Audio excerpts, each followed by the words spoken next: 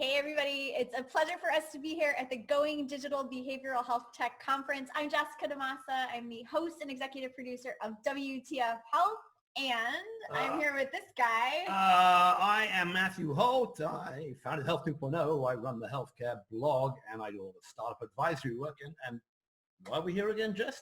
Because we are going to provide an exhaustive, thorough, long, and boring overview of all of the different mental health tech companies that closed funding deals, and we're going to talk about what is happening in the space. That sounds absolutely fascinating. Is anybody still awake? Doesn't it? But hang on. Don't we do something else as well in this space? We do. Do you mean our cute little 2-minute question and answer show, Health in 2.00?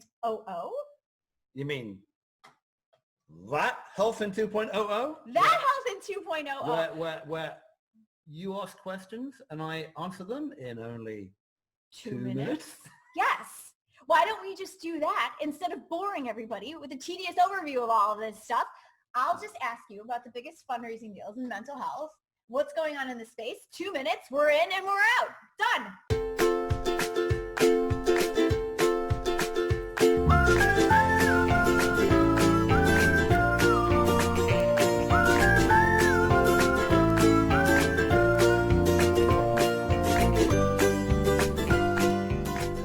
2 minutes on the clock. Timer, ready, Mr. steady, Holt. go. Go. All right.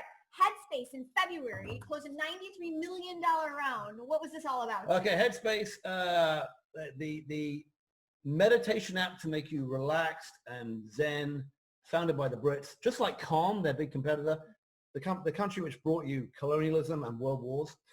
Now also brings you meditation. Fantastic. Fantastic. Right. They're using some of that money to, they want to get into the sort of the more healthy spaces in DDC up to now. All right. What about Lyra Health? This closed a $75 million round in March. Okay. This is a pretty big deal. Founded by Venrock a while back, the guy who I think was at AOL some stage. My former colleague, Connie Chen, is now the chief medical officer there. Gotta tell you, they're interesting. They claim to be the sort of access to the better cut of psychiatrists aimed predominantly at employers, one of the big independent mental health only providers. Okay. What about Mindstrong? This just closed a $100 million round in May. All right, interesting. Got a guy from Uber to come over and be the CEO. General Catalyst and some others were in this big round. They've got a sort of way that they can tell, just like Ginger.io started with, but doesn't do anymore, by the way you use your cell phone and your keyboard, how ill/problematic/whatever is your condition. It's a lot of biometrics coming out of that. Interesting. All right, what about Kaiser? They just had a couple of big deals that they announced. Calm and Livongo's My Strength. They've rolled out to their entire populations. You actually talked to them a little while about that. But what they're basically up to is fleshing out stuff that goes around and about their current provision of mental health services by their in-house psychologists and psychiatrists. By the way, they had some issues there over the years, and they also use Ginger as well as a backup for that. All right, this was massive. $1.2 billion for LifeStance. Yeah, this is a private equity deal. I mean, TPG, one of the big private equity companies, is in this, basically putting together a whole bunch of psychologists, psychiatrists, and making a big provider organization. All right, what about Meru Health? They raised $8 million. They had some big news too on that's our 2 minutes. I asked the question. So for those who don't follow our show, what? As long as I know, right? Who could not be following our show? The 10 people that are. So if I start the question and the timer goes off, he has to answer the question. And this is usually where things go totally wonky and we end up on like a 4-minute rant. So settle in because this is going to take a second. Meru Health. Meru Health, run by some lovely Finnish people. Christian Ranter is the CEO there. Very interesting. They started off, their first client was Palo Alto Medical Foundation. They went to try and sell them the idea of, could they use this for their patients? Who did they end up using it first of all? It was all those doctors suffering from burnout.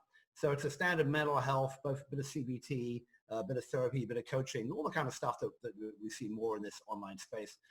Very interesting that they then have added some other stuff, including some biometrics. You can clip a thing to your ear, which will record your heart rate variation, and you can do your stress management. There have been some people doing that in the space as well. There's a company called Mightier, which does something like that for kids. Yeah. Where you put a wristband on the kid and it's supposed to do that. We bought it for our kids. And? only thing that works is shouting and violence, but we'll see. I'm sure that doesn't But work. Meru is very interesting, and they've been growing, small but growing fast, and I watch this space. Cigna rolled them out too, right? Yeah, Cigna rolled them out, but they also did with TalkSpace, who are kind of one of the big direct-to-consumer giants as well. So it's interesting to figure out, as the whole mental health evolves. There are, though, I think, we were talking about the folks at What If Ventures have found over 1,000 companies in this space. So we've just told you about a few in 2 minutes, but, that's probably enough for this audience, isn't it? Totally. We basically hit the high points. What else do they need to know? This is what Solomon invited us here for. So we're done. We delivered. I think we're out, right? I'm leaving. Bye. Good to see you. All right. No. Get back here. We promised her like 28 more minutes than just this. Well, perhaps we should go and prepare something. Perhaps we should. We'll be back. Hang on to the edge of your seat, folks, because we're going to come back and explain just a little bit more about what's happening in mental health tech. Yeah? More than 2.0, in 28.00. Yeah, exactly. Something like that.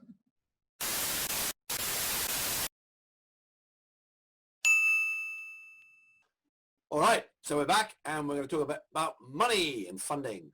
This is some data on total health tech funding. Rock Health said it was $7 billion and change last year. Startup said it was 13.7. And this year, if you notice, Q1 was up quite a bit. This is pre-COVID, and probably actually since COVID, it's equally up. I don't know. Doesn't seem to have slowed down. Jess, you found some mental health funding here. I did. We looked at What If Ventures and CB Insights. So the lower end of the range, those numbers there for 2019 and for Q1 of 2020 belong to What If Ventures. And then the overly optimistic higher end of that range is what came out of CB Insights. But I think what's interesting here, if you look at it, Matthew, is like the amount of funding that was raised in Q1 only of 2020 is about half of what was raised in all of 2019. And that is not even taking into account a lot of the big deals that we've seen in the months after March when COVID really took hold. Right, and more like 10% of the overall, in fact, more than 10% of the overall, even the high number of startup health. One reason for that has been this last April, nearly a third of Americans claimed that they reported symptoms of anxiety or depression compared to just about, around 10% last year. I can't possibly imagine why. Oh my God, Matthew, you know that this is because of a global pandemic. And what this is going to end up doing, like we said, we've already seen a lot of fundraising deals close in Q2, and we're just going to see more of that as time goes on here, especially now in light of other things that have happened with some of the protests and around George Floyd's death and things like that, as our country starts to deal with more of these issues. The pandemic, a different pandemic around the pandemic we're already experiencing. Right, and this has already been reflected. A lot of people you've been talking, like at Ginger and elsewhere, saying the massive increase in volume of use, just like there has been in telehealth, generally has been in mental health as well. Yeah, so an interesting number from Ginger real quick was that most people had reported that COVID, this was before all of the protests and riots and things started happening, but just COVID itself, they had found to be the most stressful point in their career, even more stressful than September 11th and the 2008 financial crisis. All right. Well, so I think this leads us to a couple of bigger frames that we're going to put around it. And the first one is, I think, about how is technology that we've been using in digital health being used to transform mental health care. So this first slide, stolen from a session you did a couple of weeks ago with Julia Hoffman from Livongo, is really talking about all these different types of technologies which are really being used now, both sort of now, are being used in sort of just coming into use and will be used in the future, which include sort of electronic records, the change in the use of the web, mobile and sensors, and the way that human assisted technology is becoming as well. So you actually had an interesting point about this slide, Jess.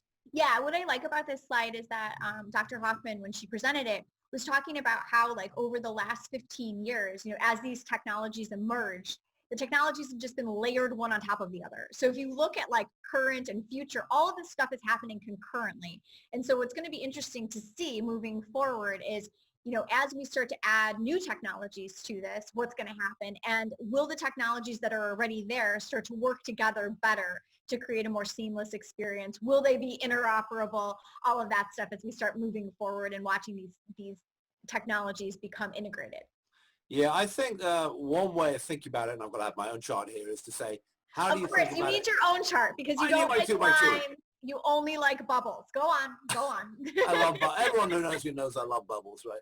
But one way to think about it is, as it says, the technologies are being used. Are they more automated on the left here, self-service? Are they more using clinicians?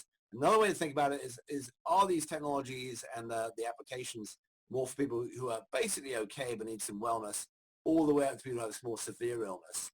And you've got a whole different panoply of technologies on this chart. But I would say that things like meditation and journaling and even the chatbots are more self-service. You're going to have more and more self-service for people who have more and more severe conditions. People like, beyond verbal doing voice, or there's folks like a MindStrong or Feel doing automated biomarkers and tracking. And then on the right-hand side of this chart is basically what we have more or less today, which is replacing in-person visits with video visits and telehealth. But of course, even some of that is becoming asynchronous and more effective, more efficient. And then you have folks doing things like using clinicians for peer support to make them more efficient in the middle. In fact, a company we know well called Supportive is doing this with essentially with master's students in psychology and doing this very effectively. So I think the whole panoply of the way to think about of how you're going to put these technologies across a range of who's using them, how much clinicians are involved, and how severe the conditions they're looking to work on are. And that's one of them, one way of thinking about it. Another way of thinking about it is how things have changed. So you had the photo of this guy. Who's this guy?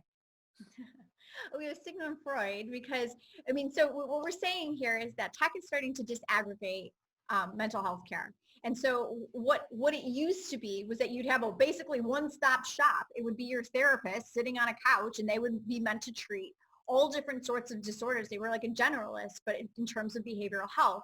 And sure, some would specialize, but overall, like this was the predominant experience. And now what tech has also enabled us to do in terms of not only helping, take things from like, self-service to, full on, clinician and offering some variety in the way that you access care. It's also been able to kind of split off the different kinds of care and in a way make mental health care a little bit more personalized. You can always personalize it. Certainly as the market is showing us new different types of companies coming up, and we just picked a number of these. For instance, substance abuse is big, and even eating disorders. You'll hear later in the session, I think, from Keep, Christina Saffron at Keep and others. But things around companies doing things around opiate management, that kind of stuff. A whole group for pediatrics with ADHD with Keeley, or general pediatric anxiety and others with Amelia and others. Of course, I mentioned MindStrong was going after some severe mental health conditions, but then you've got the big mass of companies in our space who are kind of in that mainstream depression, anxiety group, including Lyra, Talkspace, Quartet, and a bunch of others. And then you have this all more wellness-focused people, whether it's around sleep, like a Sleepio or a big health fair, or a Headspace or a Calm. And then, of course, you've got other conditions which are very intertwined between mental health and physical conditions. So things like Ouchie, an app for pain, or Oshi, one for IBS and IBD, where the mental health part is very entwined with physical health. And then, of course, you have we'll talk about this later, the bigger platforms for disease management and chronic care management as a whole, where, of course, mental health is a big part. So I think you're going to starting to see this overall disaggregation as people look at mental health for different types of conditions and are building tools around that. And then we have this whole process of how do we get to the patients, and what are the ways we're thinking about, and what's the go-to-market approach. And Jess, I like bubbles, but you like Venn diagrams. I do. I like Venn diagrams. Rainbow colored Venn diagrams. Rainbow. So, so this is what's interesting to me is that there's and the reason we have a Venn diagram is because there's overlap. So there's three main ways that these digital mental health solutions are going to market. Some of them are going in as part of a platform. So they're being wrapped in or around other digital health applications for other chronic conditions. Matthew had just mentioned Livongo and Omada. We have standalone mental health care companies, and these offer just mental health care. They're basically, that is the hedgehog concept that they have. That is the one thing that they do. And then some of them are going in as digital therapeutics, which is what this DTX category is. And these are digital health solutions that it's like a carve out of the space whereby they're trying to say that they've gotten a little bit more clinical validation. And they're meant to function more like a prescription drug. So the idea is that in the end, a doctor would prescribe to you a digital therapeutic the same way they would prescribe a regular therapeutic like a pill. Do you want to say anything about DTX, Matthew? Because I know that's your favorite category of digital health right now. I'm glad that you got in both your love for hedgehogs, which is well known. Anybody wants to check back in Health in 2.0, we actually did an entire Health in 2.0 a couple of years back in a hedgehog cafe. In Tokyo, let's qualify where we were. Jess, I believe, was going to smuggle in several hedgehogs into the US and start a hedgehog breeding farm. Then discovered they were illegal in California. Tragic. Yeah, that puts me onto that. So DDX, I struggle with the whole concept of a digital therapeutic. A lot of these companies are trying to build things that wrap around a pill and are doing deals with drug companies. Others are trying to replace a pill but get it prescribed. But it does seem to me is that they're trying to go down the path of charging more money. But as you pointed out, they're also going down the path of trying to fit it into the way that drugs get prescribed. And there are a whole bunch of compendia and terminologies and payment systems where if you can get it in there. In the end, to me, it strikes me as that we shouldn't be thinking about carving something out as a digital therapeutic, but I'm the only person in the world who seems to think that. Everyone else seems to. Well, the two key takeaways I think on this slide are this, is that there's some overlap. So some companies are going to market in this, it can be the same company, they're going as a DTX and they're going as a standalone mental health company, or they're going as part of a platform and a DTX. So there's multiple ways that some of these companies are getting into the market. And number two, this is all a bigger issue about infrastructure. Mr. Holt, would you like to talk about infrastructure? Is it infrastructure week again? Go on.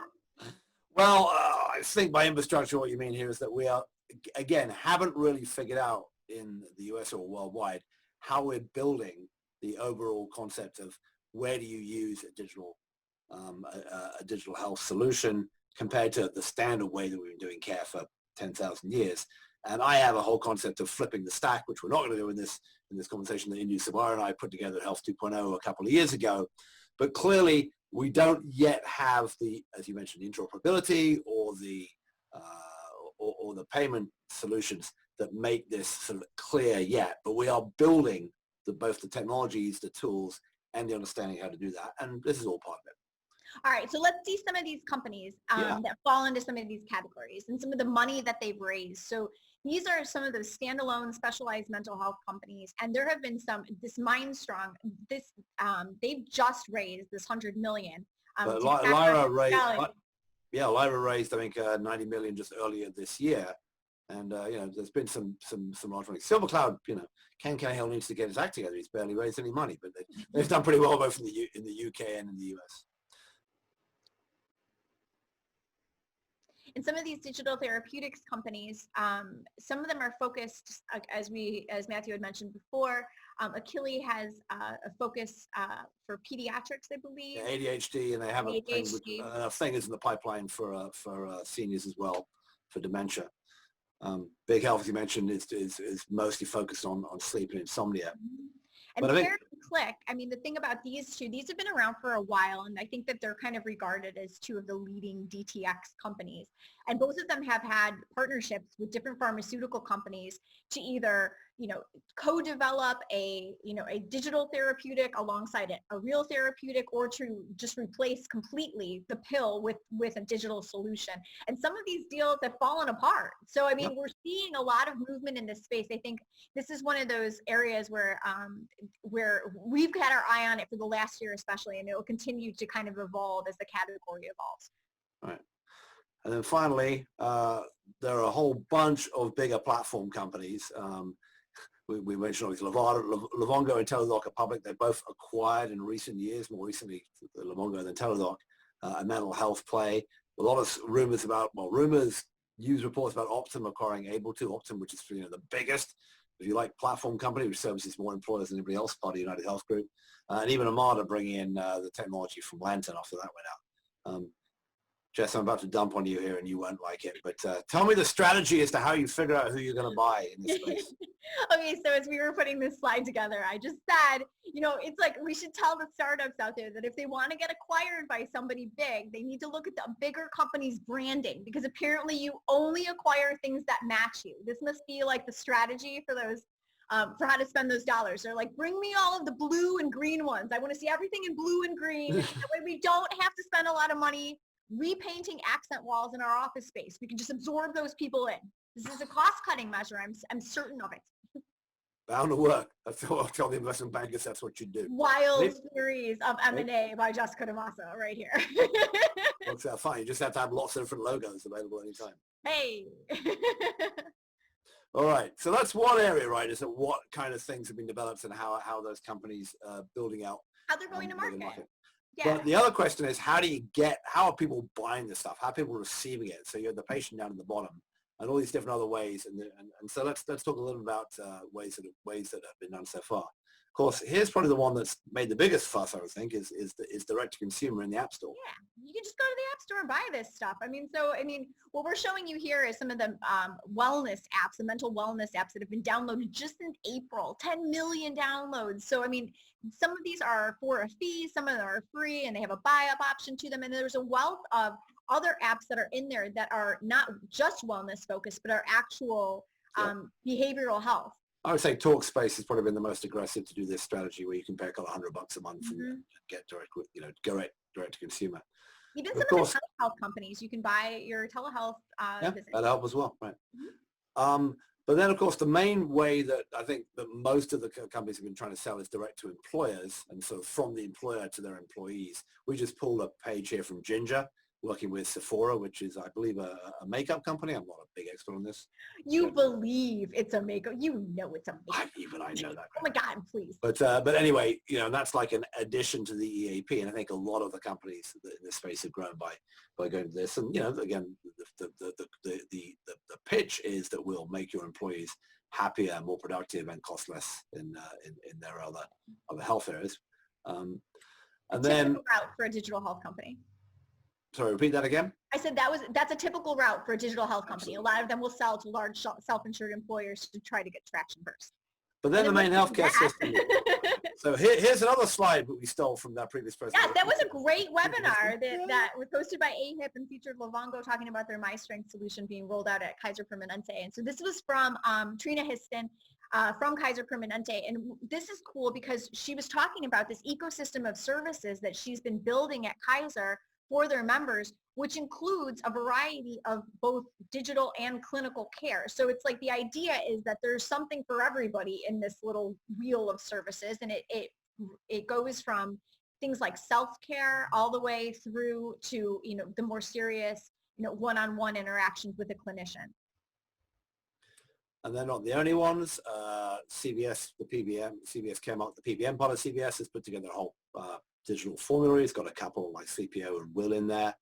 And then the providers themselves are doing a lot here. So just to show you what that looks like, we mentioned LifeStance and that Health in 2.0 bit at the start briefly, but it's an attempt to build a big network with on-site and also telehealth services. MedStar. Mental health, right, Matthew? Sorry? LifeStance is strictly mental health. Yeah, strictly mental health. MedStar, which is a big, hospital chain in the DC area, went almost all telehealth, and you can be using the Bluestream telehealth service with their provisioning engine. Basically, put everything on their telehealth platform, including mental health as well as everything else. So don't expect those guys to get left out. And the startups, we found one which is Tia, which raised about 25 million the other day, and they have seen about 400% increase, even though they're mainly for obstetrics and gynecology aimed at women. They saw about a 400% increase in behavioral health coming over their platform and their telehealth platform as well. So that's just to say that all these players are going to get more and more involved in providers as well, and are not going to leave this to the specialist companies. Yeah, this is one way to get to patients. So in other words, you could kind of say that we have both the approach of go-to-market, but also the channels, which are widely varying. and are going to continue to vary because no one's going to give up their quarter, right? You have venture capital coming in on one side, your employers who are still going to stay in the market, and finally you have, of course, the incumbents, whether it be the health plans like an Optum or a Kaiser, or the incumbent provider groups or even the new provider groups are going to want to get involved in this as well. So I think you're going to see all of this continue to grow and be a long while before we sort it all out. Which leads us to what's next and and Jessica, what the hell is going on with this guy? Well, we just better hope that everything becomes wireless is all I'm trying to say with this graphic here. No, but I mean, I think we can be wrapped up in technology too much, or maybe we're not, who knows, but I think that it merits posing the question, what's next? All right. So I think, why don't you do what's next? All right, well, what's next in the short term? I think we're going to see basically more of the same. We're going to have more demand for different mental health services all along the spectrum, whether it be mental wellness like we've been seeing or even some more serious stuff. Just because we've been in the middle of a mental health crisis in the country for the last couple of years, and then we had this pandemic, and now things are where they are today, and I think that this is only going to grow. With more demand, I think we're going to see more investment in this space. Matthew, you and I have talked about, it seems like every deal we talk about now is mental health or telehealth. So if you are a startup, right?